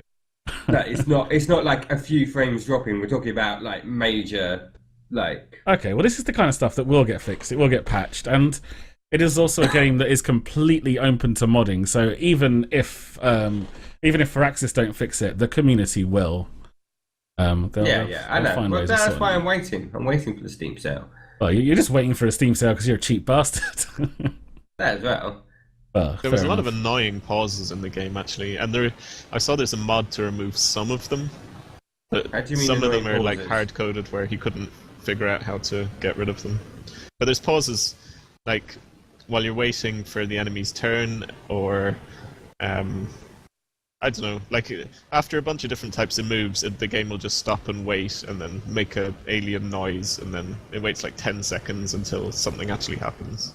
Is it trying to build tension, or is it like watching The Revenant, where stuff just doesn't happen for ages sometimes for seemingly no reason? Yeah, it just seems no reason, I guess. Sorry, I saw that movie at the weekend. Most of them out, then it's not even like trying to calculate stuff or anything. It's just unnecessary pauses. Oh, okay. So it's not like just trying to build like some kind of tension. It's because you said like an alien noise and suddenly happens, isn't it? Well, yeah. No, you're right. It probably is. Yeah, but it doesn't work. It just made you impatient and just take your turn. I love how like these notes, we've got them all put into like nice different sections and we're just jumping all over the place. Oh, yeah, I didn't look. Well, we're still in the what we played this week. Yeah, but we've covered some of the news, some of the main topics. Oh, I see what you mean. Yes, the performance issues is in the news section. Yeah, and Black Desert different tiers of pre-order head start is in the main bit. Yeah, I just stuck that in there because I wanted to remember, because I read about it this week. And I was like, oh, that makes me angry, so I just stuck it in wherever. Sorry, I didn't mean to confuse you, Martin. That's okay. I didn't mean to. Well, I suppose the only thing that's left to talk about that we've been playing this week is Secrets of Grindia. Like, I mean, I've been playing Overwatch, and played the Division in the first beta. Secrets of Grindia, we're currently playing through that. You can watch our playthrough on our Cynical Nerds channel, which is where you might be even watching this podcast. But that game is seriously good fun. Yeah, it is. I think it's good fun if you've got a group of you having a bit of a laugh with it. I'm not sure I'd enjoy it on my own. No, you don't think it might be? I mean, I'm not disagreeing with you. Very short. I mean, we're gonna finish that off soon. Like, for how far that it's still being made, I don't think there's a massive amount of content there necessarily. I mean, it's fine. It's a good few hours worth, but it's not. It's not proper. Well, it is still in early access. It is still in early access. We know at least the fourth sort of main story mission isn't done yet, and possibly the third one isn't completed either. And we've done the first one. And you're right. So we've got one or two left to do, basically. One of the big reasons that it's taken us like as long as it has done is because there's been a lot of faffing about, because there's basically us talking bollocks whilst we play the game, which is why it's on YouTube, because apparently you guys enjoy us talking bollocks. Actually, and it's also edited down, so we've got rid of all the boring bollocks. It's funny that I've watched them. I've actually really enjoyed them. I'm really annoyed that the next one's not out yet. Well, I want to watch the one about because the next one's the one we're going to the temple, and it's got a really cool boss. Spoilers! Spoilers! And what? We go into the temple and there's a boss in an RPG. You're shitting. Fair enough, but yeah, I mean, like, the game is in early access, so it might be longer. It kind of strikes me as the game where it's a good engine for which they can just keep slapping more and more content into, more and more DLC, just keep pumping out stuff to do. Like the combat, there's loads and loads of different combat choices, loads of different ways to spec your character, which seems stupidly deep for the kind of game that it is. Do you know what I mean? Like, you've got so many options. And it does look a lot of fun, but it is still in early access, so hopefully it'll come out soon. I've checked their website a few times. The developers are still very much keeping up to date, posting progress information, screenshots of the new stuff that they're developing. For the last thing I saw on the website, it looks like the fourth temple is nearly finished, so we might even get to play through it. At the rate that we're going through it at the moment, the game will probably be out by the time we get that far anyway, so it'll be all right. But yeah, it's a lot of fun. If you're okay with buying games in early access, I would definitely recommend checking it out. If you're not, it's something to keep an eye out for when it comes out, because it's a lot of fun. Okay. Wow, I didn't hear the end of it. That was the biggest cliffhanger ever. If it's not, it's all right, because I said it is a lot of fun. Did I cut off for you? You cut off. Oh, phew. Oh. I would not have been able to sleep tonight if you didn't tell me that. Thank you. Well, thank God for that. Thank God for that. Right. Is there any other games you guys would like to talk about? Is there anything else I want to talk about the fact that Dominion has been removed from That's the news section, which we could move into now if you would like to. Yes. Yeah. I was going to say Dragon's Dogma is amazing. Okay, yeah, Dragon's... It came to PC recently. Probably about a month ago now, I guess. Maybe a bit longer. It was on console for a couple of years, but I finished the game on console, and it came to PC, and I finished it on PC as well, because it's just a brilliant game, and everybody should buy it. If you like RPGs, if you like From Software RPGs, especially, I think so. If you like Demon Souls and what came after Demon Souls? What's the big game? Why am I forgetting its name? Yeah. Dark Souls, yeah. If you like those kind of games. Between Dark Souls and Skyrim mix kind of thing, I guess. Well, give it, like, it is pretty incredible, given the fact that it's a 3-year-old game. When did it originally come out? About 3 or 4 years ago, I guess, on console. Yeah, it is. But it's lived up to... I'm just looking at an article now. It is Capcom's fastest-selling PC title to date. Given the fact that it is an old game, and I'm guessing Capcom still do Street Fighter, right? And Street Fighter's massive. I suppose Street Fighter's massive on console. So maybe that's not too surprising. But like Capcom do a lot of great games, and this is their fastest selling PC game to date. I've heard nothing but good things about it. I haven't tried it myself yet. If you're into RPGs and if you like the Dragon Ages and the Skyrims and things like that, then this quality RPG. I mean, I personally like it. It takes a lot for me to play a single player game these days. I love online games. I don't really mind if it's PvP or PvE. I just like playing games with other people. Yeah. Like working together. I like that as well. Like it has to be something like pretty amazing. I mean, like Ori and the Blind Forest was incredible. I started that today. It really is. It's good. I've only played like the first half hour or so. And I think that's one of only 2 single player games I played last year. And the other one was Enslaved: Odyssey to the West, which is a really old game. But that's really cool as well. I think it's one of those things where it's just like, oh my god, I remember hearing about that game. I remember hearing about how it was really underrated, and now it's only £1 in a Steam sale or whatever. So I picked it up and played through that. But yeah, I think that and Ori and the Blind Forest were the only 2 single player games I played last year. Ori is amazing. There's an update for it coming out, I think in March or April, which I am massively looking forward to. And when it does come out, I will be putting together a video of it of some kind, either me playing it or me talking about it. I'm not sure if they're going to add some abilities, add some content, add a whole new area. Oh, really? Oh, that's pretty cool. It looks pretty cool. And it's the first game in a long time where I've actually felt compelled to try and... sorry, I've just noticed chat is saying that we should do unstable movies. We need to do a 3rd podcast now because we've ended up talking about films. We need to do the movies podcast. Coming soon. No. It's not coming soon.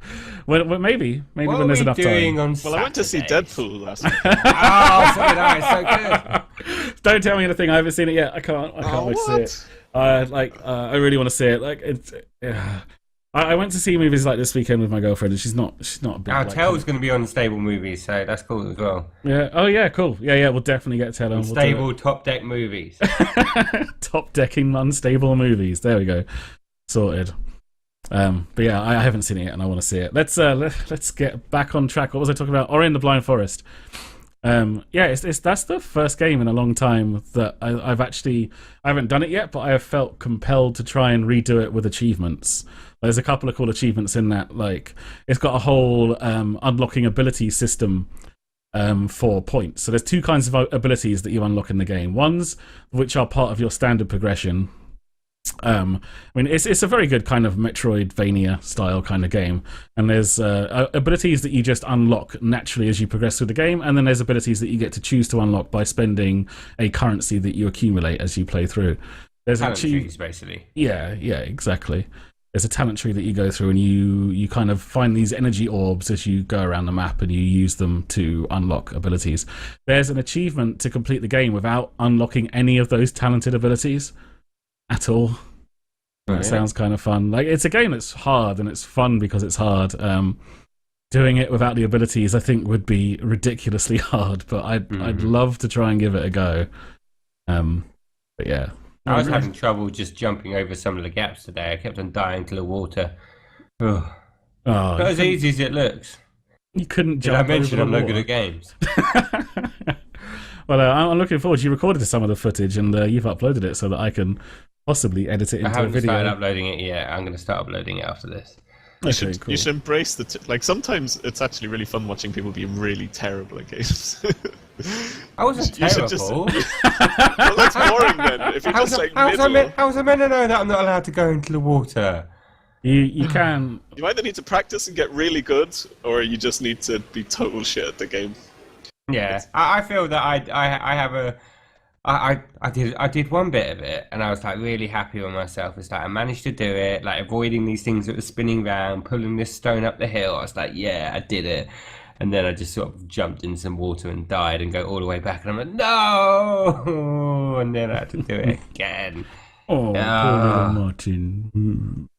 Well, I'm quite good at being bad. I'm quite chirpy about it, so. Yeah, I'm looking forward to watching through this footage, and I will edit it into a video for everyone else to enjoy your fallings and failings.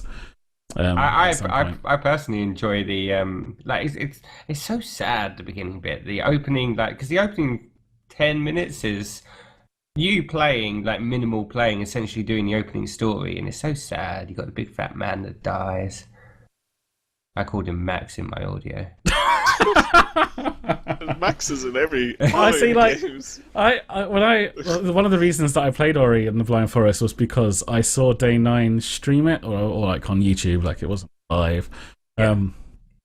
And this was one of those games where I watched the beginning and then watched him kind of jump around it for a bit, and I was like, okay, I'm turning this off because I want to play this. This looks awesome. But that completely desensitized me to the start. The second time around, when I actually played it, I was like, oh, come on, I've seen this, I know what happens. I don't really care. I just want to get on with it. It's a bit of a catch-22 with a lot of games, isn't it?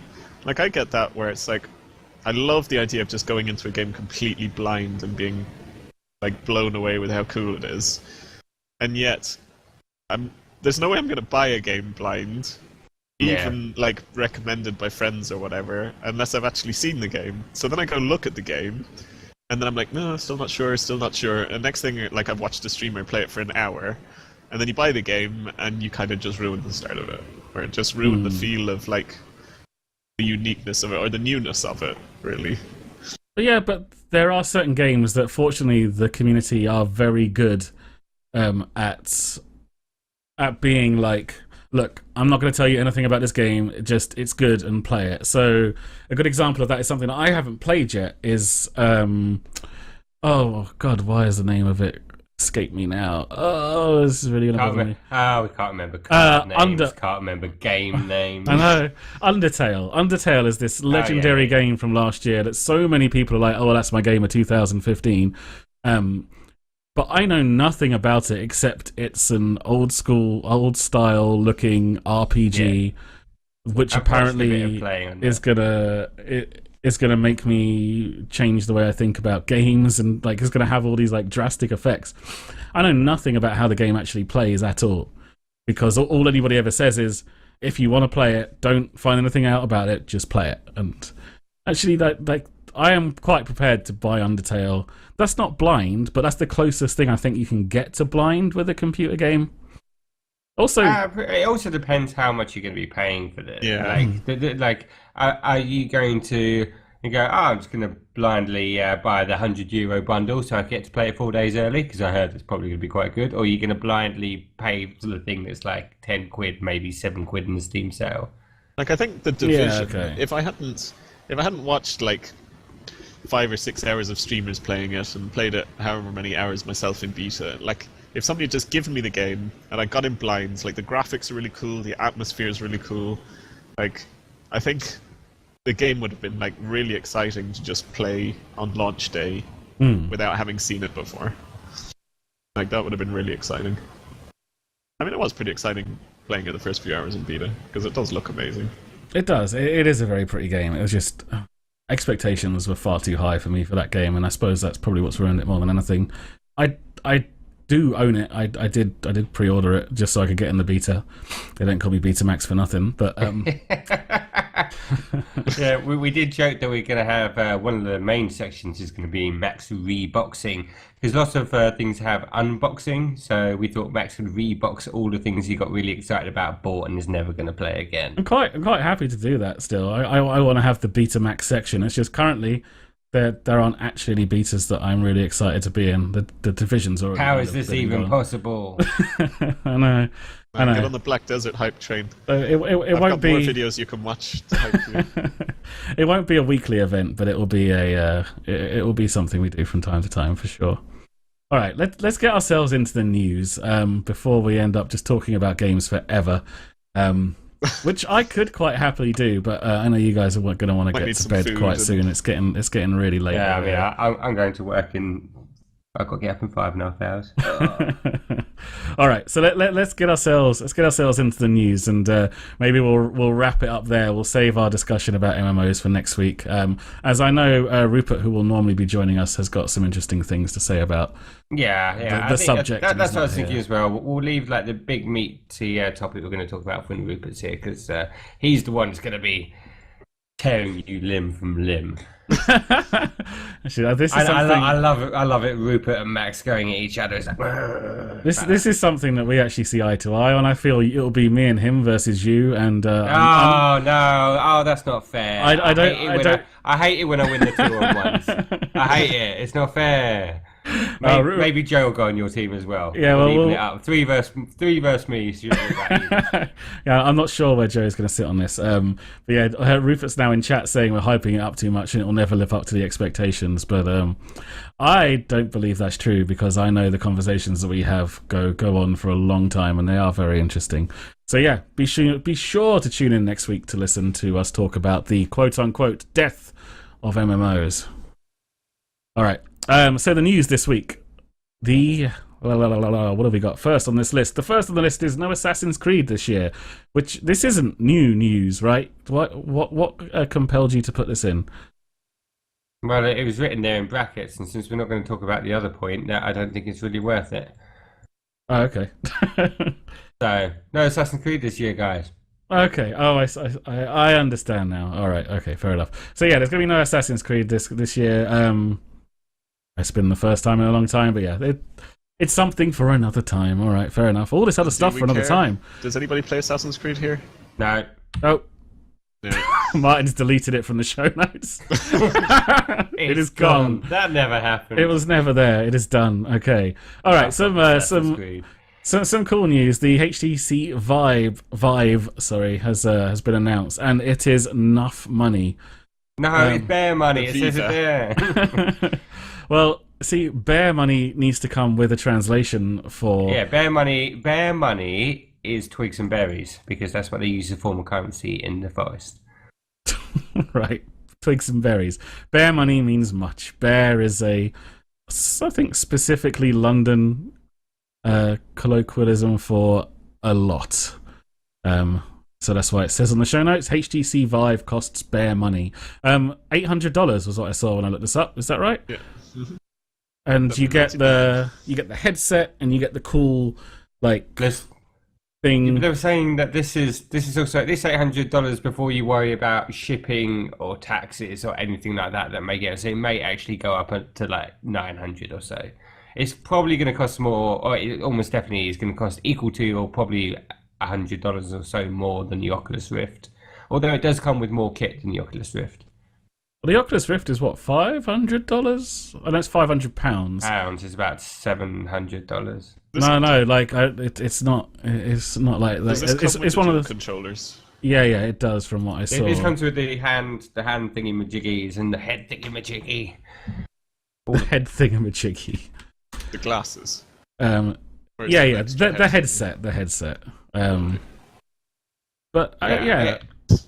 You had an Oculus Rift, Max. What is your opinion on? Well, what I was going to say is, I don't know much about the Vive and stuff because I was so obsessed with the Oculus. Yeah, the Oculus Rift is $600 to pre-order. Okay. I just remember being annoyed that it was £500 and only $600. It was like, well, that's not fair. Like $600 is a lot less than £500. Currency for currency. Less. Yeah, but anyway, I got the dev kit too. I worked in a company where we got an annual bonus. We had a good year and I had a good Christmas bonus, and me and my manager went, should we buy an Oculus Rift? And I was like, he's like, I'm going to. And I didn't want him to have one and me not have one, so I got one too. And I did. I was genuinely interested and I did want to check it out, and it's not necessarily something I regret at all. But I didn't use it a huge amount. I got it, and it was very much gimmick. I think I paid. Sorry, go on. Oh, sorry. Go on. Finish. I was going to say it was pretty much a gimmick. I used it for a little bit. I recently started playing Frontier Elite Dangerous, or just Elite Dangerous. I don't think the name of the developing company is on it anymore. Yeah, and it worked really, really well with that. It was very cool. Any kind of game where you are situated, where you're sitting in some kind of a cockpit, where you're in an environment where your body feels that even in the virtual world you are sat down and not moving, very good. Very good fun. My only real problem with it was at the time the resolution wasn't high enough. Now they've changed that. It's a lot higher than the resolution I had on the Dev Kit 2. But on the Dev Kit 2, it was 1080p across both screens. So each screen on your eye was half of 1080p. Like what I don't know what you call that, but it was, So, and the problem was with a screen that was this close to your eyes, you could see the gaps between the pixels.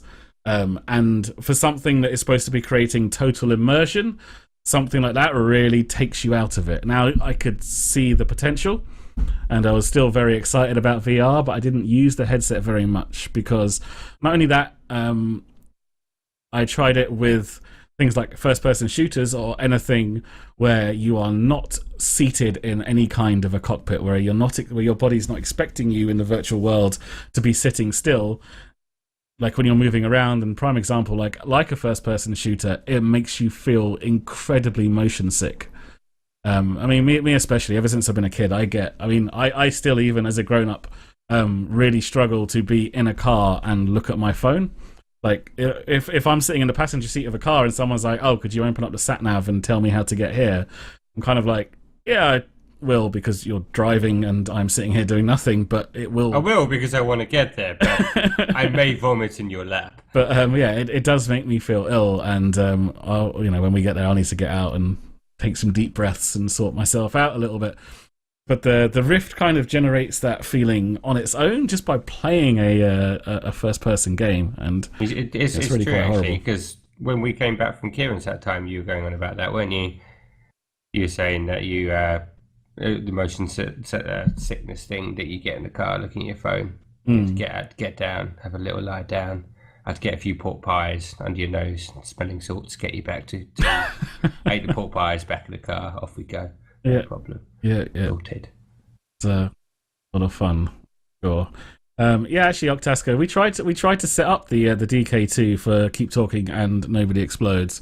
Martin has a yearly Christmas at his house, which him and his I have a yearly Christmas. Yeah, the rest of you don't get one. Just me, Christmas. He has a yearly Christmas event at his house, where he invites all of his closest friends around, which I am fortunate enough to be part of. And we tried to set it up, but unfortunately, his computer didn't quite have enough outputs. I think we needed multiple HDMI outputs for it to work or something, and we couldn't get it to work. Yeah, we did have enough HDMI outputs. Yeah, we couldn't get it. So we did actually really want to try it with Keep Talking and Nobody Explodes, but we didn't get a chance to. But that is a really fun game. Recommend trying it, even if you don't have virtual reality. It is a cool game. I mean, I feel like I've been talking for ages now. I mean, do you guys have anything to say about VR at all? I think the problem with it is that no one's going to develop enough stuff to make it worthwhile when it costs 800 quid, so not many people are going to get it. So no one's going to pay 800 quid to get something that nothing's getting developed for. I don't know. There's enough wealthy early adopters out there for it to get going. I mean, people but how many? You go just because there's how many units have to be sold? It's let's say you've got I don't know, what's a reasonable number? Give me a number for units sold, say. I don't know, 20,000. Yeah, that sounds fine. 20,000. So you're aiming something where you're going to do it 20,000, but those 20,000 people may not be wanting your type of game with it. Maybe you're doing a cockpit type thing or some space thing, but I don't like space things. So maybe I'm doing a racing car thing, but half of them don't like racing car things. Or maybe just because you can use it doesn't mean everyone wants to go buy that game just because I could use my cool bit of tech with it.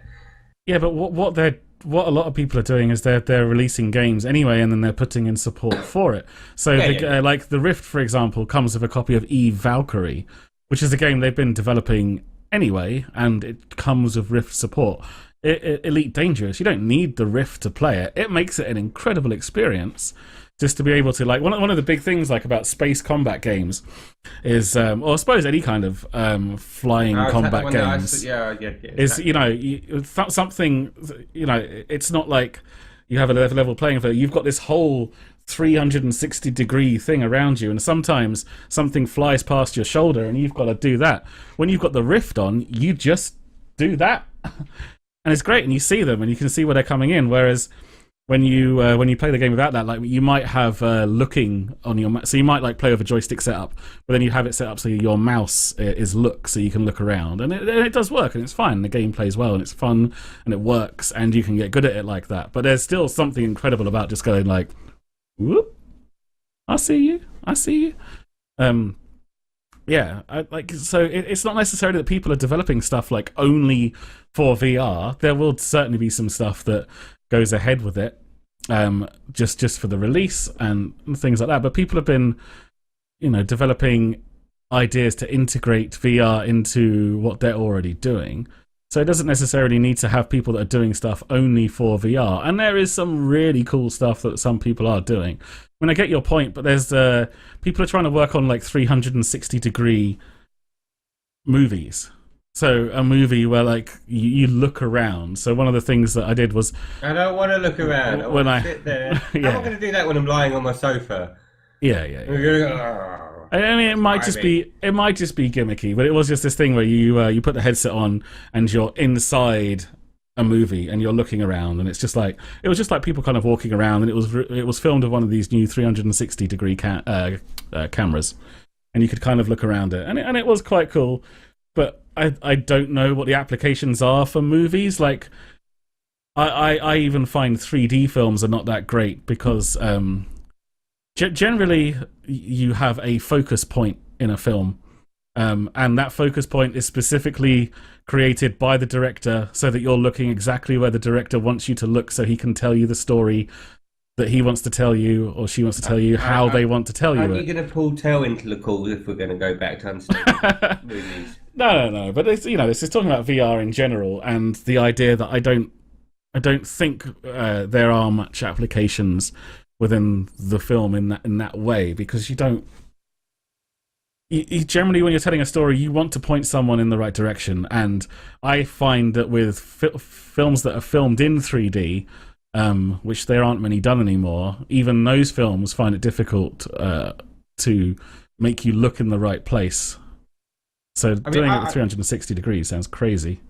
I disagree with what Autumn was saying in chat. He's saying that you need a £600-700 PC just to get access to it. If you're paying £600-800 for a bit of VR kit, you've got a £600-700 PC. Yeah, you might even need more than that. Like you need to be rendering like 4K at I think it's 90 frames a second. Like it's ridiculous what it means. Splits basically. Yeah, it's two 1080 screens, so I guess that adds up to 4K. Yep. But for some reason it needs to run at 90 FPS. That's the I don't know enough about it to understand why, but obviously my DK2 was not that.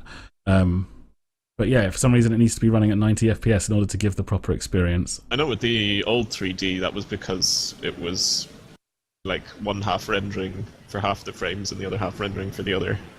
So it would be half the FPS, but this is two screens. Actually, Kavandin in chat has mentioned Google Cardboard, which is the cool little device that you can put your mobile phone into. I've not actually. What's that? I don't know what this is.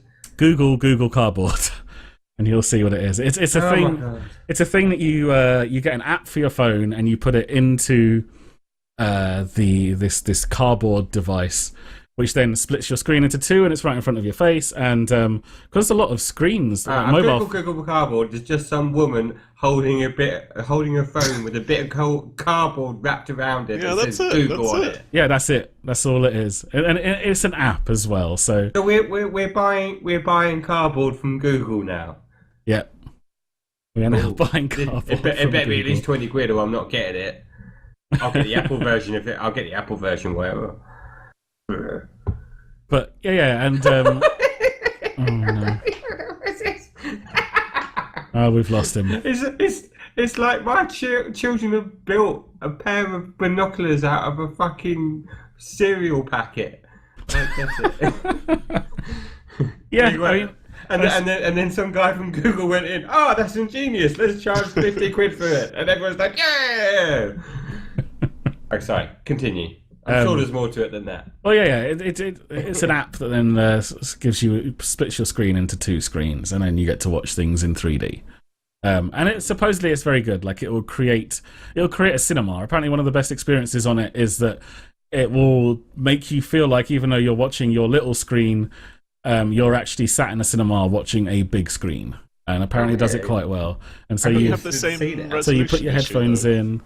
Well, no, because unless you've got a really, really good phone. Well, and also the phones are a much higher resolution than 1080 across the whole screen these days.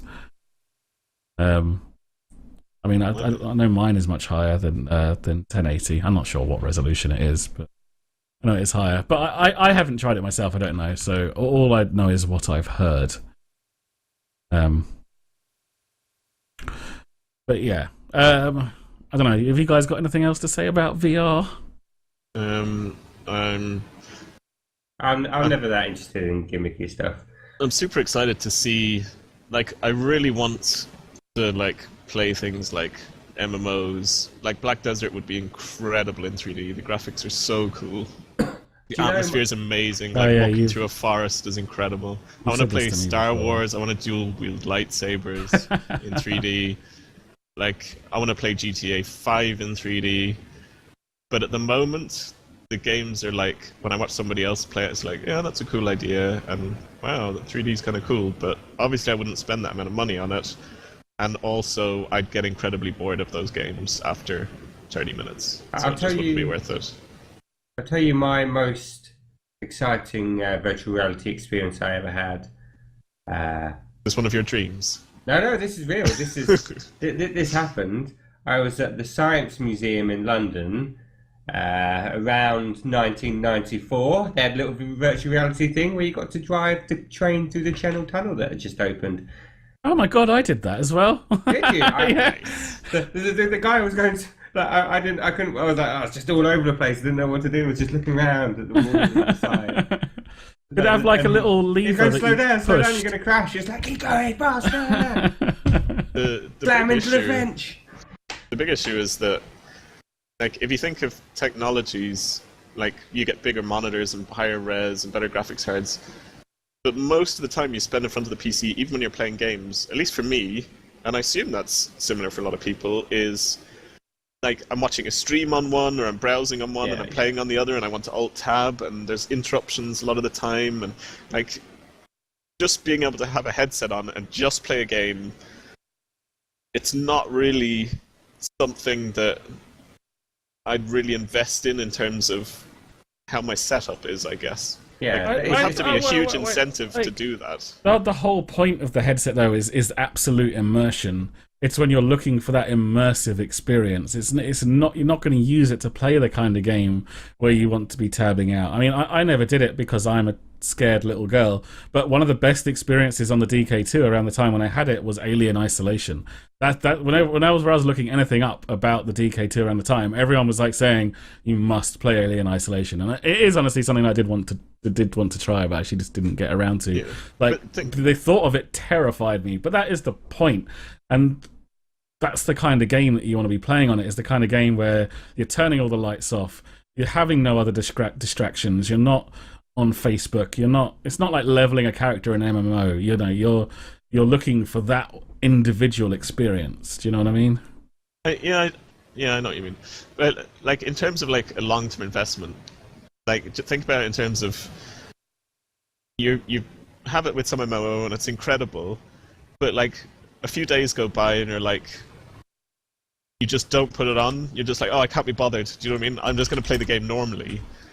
And then you just kind of get bored of it and you just never use it due to kind of the hassle factor, really. Once the shininess of it wears off. Like, I don't know, it needs to be more integrated somehow. Like, not as big and clumsy and... I mean, this is the first iteration of them, I guess. We just need to watch them. Let the people spend 800 on them and they'll improve and come down in price. Well, that's kind of like the point I was making. Like, they tried, but they're doing this like stuff years ago, and they'll do this stuff now, and these things come and go, and people find it very interesting at the time, but I never feel that, it's like you're saying, that it doesn't fit into the comfort of what you kind of really want. It's not, it's kind of, it's, especially things like VR, it's like obtrusive, you put it on there, like, I want to sit back and I want to relax and have this thing, not this like massively intense time. I suppose there will be people, but the point is just like how big or broad of an audience do you need for it to be popular enough that people keep buying it and people keep supporting it, basically? It needs like, a tipping point, doesn't it? Where enough people buy it that they'll invest money into it. Yeah. And it won't be another 10-year gap for the next version where it'll just get better and better really quickly. At that point, they might come up with something good. Yeah, we are talking early days. And I think possibly you're right, especially from where it looks at the moment. Like it is very much just gimmicky. I mean, the Twitch chat does seem to agree as well. The general feeling I'm get is either it's not going to work or I couldn't care less. And I think at the moment where we are, quite possibly, but you could be working our way towards something incredible.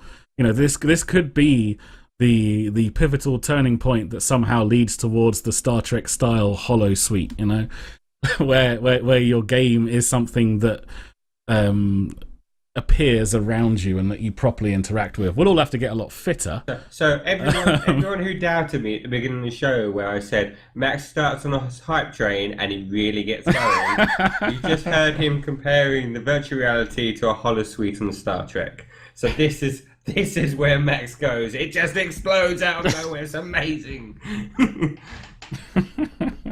Oh, sorry, Captain Data. Get back on it. Thank you. Captain, whatever you are. It's the possibilities that are exciting. And we could be there. It might not be there in our lifetime, but we could be there, and that would be something amazing.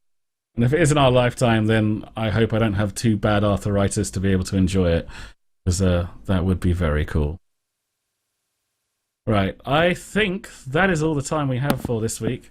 Oh, I've got a bit of extra news. Sorry to interrupt. Sorry, go on. No, please It was just, I forgot to put them in the notes, but it was just... It's just hot off the presses. Yeah, it's hot off the presses. Destiny 2, September 2016. Oh, really? Add it to your calendar. One of the best games ever. Can we make this the second best game ever? Can we make this an exclusively PC gaming podcast, because I can't play Destiny 2 and I'm really upset. What? Oh, is it coming? Oh no, wait! I don't know if it's coming out on PC. Oh, I forgot to check that. That would be amazing. Well, it doesn't if it did. matter. I just buy whatever console it's on. I don't care how much it costs. I don't want to play shooters on a pad, so I won't ever get it. I could. Man, I thought that as well until I played Destiny. But after a while, it's actually really enjoyable when other people are at the same disadvantage as you, and it feels very natural after a while playing it on the pad. I hear that a lot. I did. I had a period of my life when I first sort of moved out of home, when I actually stayed out of home as opposed to the number of times I left home and came back again because the world is big and scary. I live with some guys, and none of them were PC gamers. They're all cool guys, but they were all Xbox gamers. I had an Xbox, a 360. And they were big into Call of Duty, and this is when Call of Duty was still good. Modern Warfare 2, I think, came out whilst I was living there, and we played a lot of Modern Warfare 2. There was 4 of us living there, and so we were the majority of a team, and we played a lot. I played a lot, and I did enjoy it, but even after that experience, I still don't want to go back to playing on a pad. I did it, and there's something about it that I just don't like. There's plenty of games that I do enjoy with a pad, or in the Blind Forest, Secrets of Grindia, probably Rocket League when I play it. Those are all definitely games that lend themselves well to playing on a pad, and it's got its use, but something about taking away my mouse and keyboard for a first-person shooter that really bothers me. I mean, I'm all for it. I played Halo and stuff like that they're the main FPS I played. I'm quite happy to play on a pad. It's just getting over it. Yeah, and it's playing it long enough, played a good 5 or 6 hours, and then it's wow, that actually feels like it's almost... Like I said, everybody's at the same disadvantage, so yeah, that's the that main part thing. Doesn't matter anymore. Oh yeah, no. The good part of it that. is, it feels very visceral to use the controller compared to the mouse and the keyboard when you're shooting and using a weapon. Yeah. It feels really good, and once you get over the aiming part, it's a lot of fun. It's not that I think it doesn't work or anything like that. Pressing the trigger button than there is clicking the left mouse button, the same when you do to order your Just Eat order. Just pew pew pew pew. I can't. I mean, competitive-wise, I'm all for mouse and keyboard.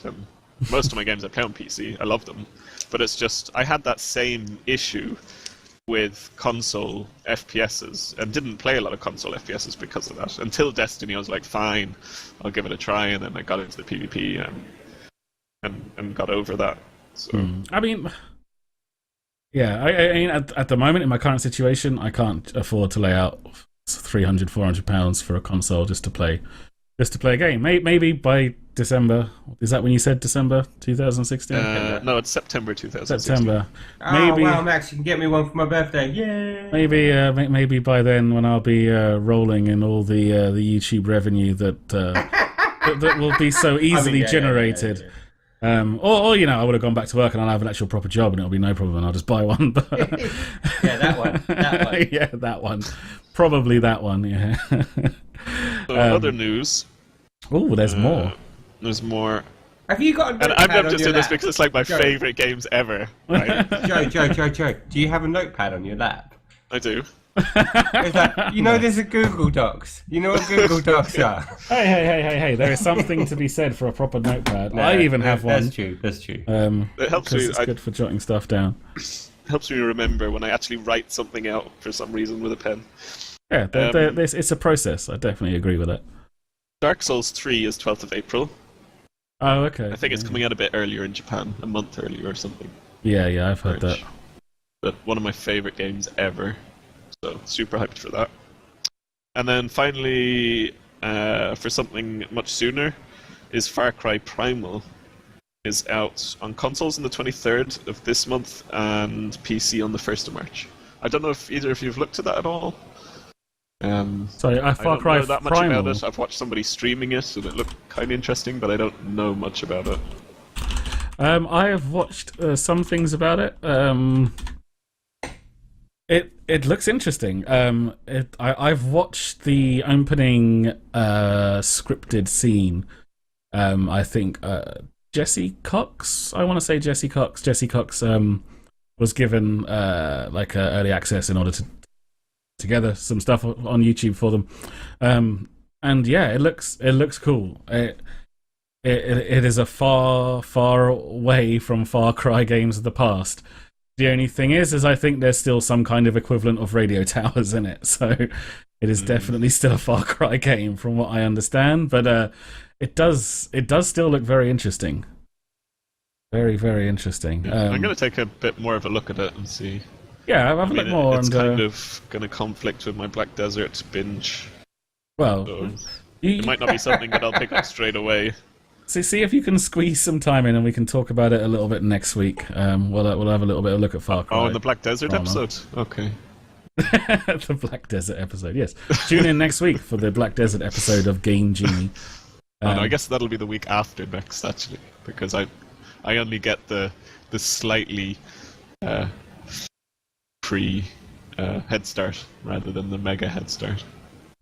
Yeah. Well, the €50 pack. I'm going to think about it over the next few days. I'll watch some Black Desert stuff. I was actually very hyped about Black Desert at one point. I want, in fact, so much so that yes, in true Betamax style, I paid $10 for some Korean person to create me an account on the Korean beta for Black Desert, so that I could play it with a VPN over there. And yeah, and it was for the kind of game that has such an active, fast-paced combat system. The lag was a little bit too much to endure it, and also the translation was awful. It's too complex, the game, as well, even with the really bad, even with like because of the translation patch being so bad. Like, I played on the Russian server for a little bit, and it was like, okay, this game, yeah, and I went and killed some mobs and I did some quests, but I had no understanding of any of the complex systems in the game, and I couldn't understand them because none of the explanations made sense. Like, the quest text barely made sense. So I didn't really understand how much depth there was to the game. It was literally like, okay, the combat's pretty good, it looks good, I can run around and kill some stuff. But like, after watching all those videos on like how much interesting stuff there is to do and build up in the game, that's what's really hyped me up now. Okay, and I love games that just like, you're just learning things constantly. Do you know what I mean? Where it's not like you don't just read one page of a wiki and basically know all there is about that MMO. Like, it's like playing an MMO from the mid 2000s. You know, that when World of Warcraft first came out, when EverQuest was around, or still popular. I think EverQuest still is around, but You know, like those kind of games where it's not just all out there in front of you, where you actually play through it, and it's playing through the game is some kind of a discovery. And these are all points that we're going to talk about next week, so we won't get into it now. We've been going for almost 2 hours already, so good luck to Martin tomorrow at work. I hope he's fading. I can see it. He's fallen asleep I have actually already. started to fade pretty hard there. But yeah, thank you to all of those that have joined us in the chat and live today. That's great. Thank you for being patient with us at the start, as we did take a few attempts to get going. As some of you may have noticed, about partway through that, I switched to a different layout with the intention of showing some actual game footage of the game that we were talking about. But for some reason, that didn't work properly. We're going to get all these bugs and everything figured out for next week. So thanks for watching, listening. And it will all be much better next week. If you can't get enough of us, we will be on our regular audio-only Hearthstone podcast on Thursday. That is available on soundcloud.com/unstableportal or any of your good podcast searching systems. We've got plenty of YouTube videos out now. I've been working through my Overwatch quick guides for heroes, as we mentioned earlier on the show, and we've also got a playthrough of Secrets of Grindia. Tell from Top Deck Kings Hearthstone podcast and I have just finished doing some Anything Can Happen Paladin. That video went up today. You can check that out. Anyway, youtube.com/c/Cynical Nerds. Loads of stuff from us on there now, and there will be more stuff coming as I will be putting all of my heart and soul into it. So anyway, we hope to see you next week, and we'll see you then. Bye-bye. Bye-bye. Cheerio. Right. Oh no! I thought you were fading. I thought you were fading. Yeah, I was fading. Well, anyway, thanks guys. Bye-bye. Bye.